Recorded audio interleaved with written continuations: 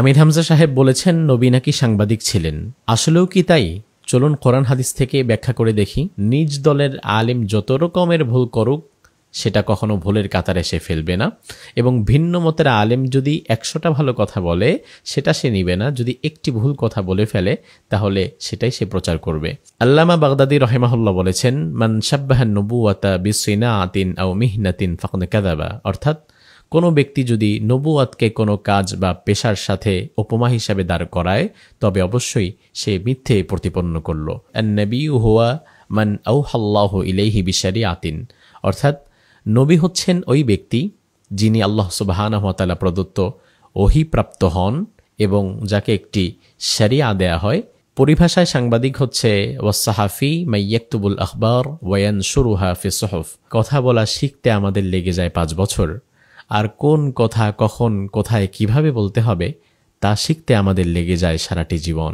মূল বিষয় হচ্ছে আমির হামজা সাহেব একজন প্রসিদ্ধ বক্তা এবং তিনি অনেক কথা বলেন, এবং কথা যার যত বেশি তার ভুল হওয়ার সম্ভাবনা তত বেশি থেকেই যায়, কারণ দুনিয়ার কোনো মানুষ কিন্তু ভুলের ঊর্ধ্বে নয়।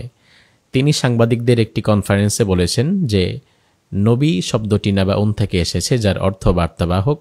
সেই অর্থে নবী একজন সাংবাদিক ছিলেন। প্রিয় ভাই, প্রথমেই মনে রাখতে হবে দুনিয়ার কোনো মানুষ ভুলের ঊর্ধ্বে নয়। রাসূল সাল্লাল্লাহু আলাইহি ওয়াসাল্লাম বলেছেন, কুল্লু বানি আদম খাত্তা ওয়া খায়রুল খাত্তাঈন আত-তাওয়াবুন। দুনিয়ার প্রতিটি আদম সন্তানই ভুল করে এবং আল্লাহর কাছে সবচেয়ে প্রিয় হচ্ছে সেই আদম সন্তান যিনি ভুল করার পরে আবার নিজের ভুল শুধরে তওবা করে আবার ফিরে আসে। আমাদের মাঝে 3টি গ্রুপের লোক পাওয়া যায়। একটি গ্রুপ হচ্ছে তারা আসলেই আলেমদেরকে আল্লাহর জন্য ভালোবাসে।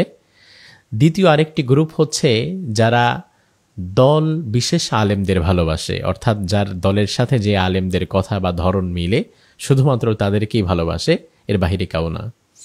তৃতীয় আরেকটি গ্রুপ হচ্ছে তিনি ভিন্ন দলের ভিন্ন মতের কোনো আলেমের কথা গ্রহণ করবে না, সহ্য করবে না। নিজ দলের আলেম যত রকমের ভুল করুক সেটা কখনো ভুলের কাতারে সে ফেলবে না, এবং ভিন্ন মতের আলেম যদি 100টা ভালো কথা বলে সেটা সে নিবে না। যদি একটি ভুল কথা বলে ফেলে তাহলে সেটাই সে প্রচার করবে। বিষয় হচ্ছে প্রথম গ্রুপটি সঠিক, যারা আলেমদেরকে দল মতের ঊর্ধ্বে গিয়ে আল্লাহর জন্য ভালোবাসতে পারে, এবং পরবর্তী যে দুটি দল সর্বস্ব হয়ে ভালোবাসে এবং ভিন্ন মতের হলেই শুধু ভুল ধরে বা ঘৃণা করে, এ দুটি উচিত নয়। এখন আসি মূল প্রসঙ্গে। আমির হামজা সাহেব যে বলেছেন নবী শব্দের অর্থ বার্তাবাহক, এজন্য নবীকে সাংবাদিক বলা যায়, এ কথাটি কি যুক্তিপূর্ণ কিনা? নবী শব্দটি নাবাউন শব্দ থেকে উদ্গত। এর অনেকগুলো অর্থের মধ্যে একটি অর্থ হচ্ছে বার্তাবাহক, কিন্তু পরিভাষায় নবীর অন্য একটি অর্থ রয়েছে, সেটি হচ্ছে আন-নবিয়্যু হুয়া মান আওহাল্লাহু ইলাইহি বিশারিআতিন। অর্থাৎ নবী হচ্ছেন ওই ব্যক্তি যিনি আল্লাহ সুবহানাহু ওয়া তাআলা প্রদত্ত ওহীপ্রাপ্ত হন এবং যাকে একটি শরিয়া দেয়া হয়। যেমন কোরআন বলছে, ইন্না আওহাইনা ইলাইক কামা আওহাইনা ইলা নূহিন ওয়ান নাবিয়্যিনা মিন বাদি। অর্থাৎ হে নবী, আমি আপনার প্রতি এমন ওহী পাঠিয়েছি যা আপনার পূর্বে নূহ এবং তার পূর্ববর্তীতে আরও যারা এসেছিলেন তাদের কাছেও আমি একইভাবে ওহী পাঠিয়েছিলাম। এবার আসি সাংবাদিক প্রসঙ্গে। সাংবাদিক শব্দের আলাদা একটি আরবি আছে, আস-সাহাফাতু মাজদার থেকে, যার আরবি হচ্ছে সাহাফি। পরিভাষায় সাংবাদিক হচ্ছে ওয়াস-সাহাফি মান ইয়াকতুবুল আখবার ওয়া ইয়ানশুরুহা ফি সুহুফ।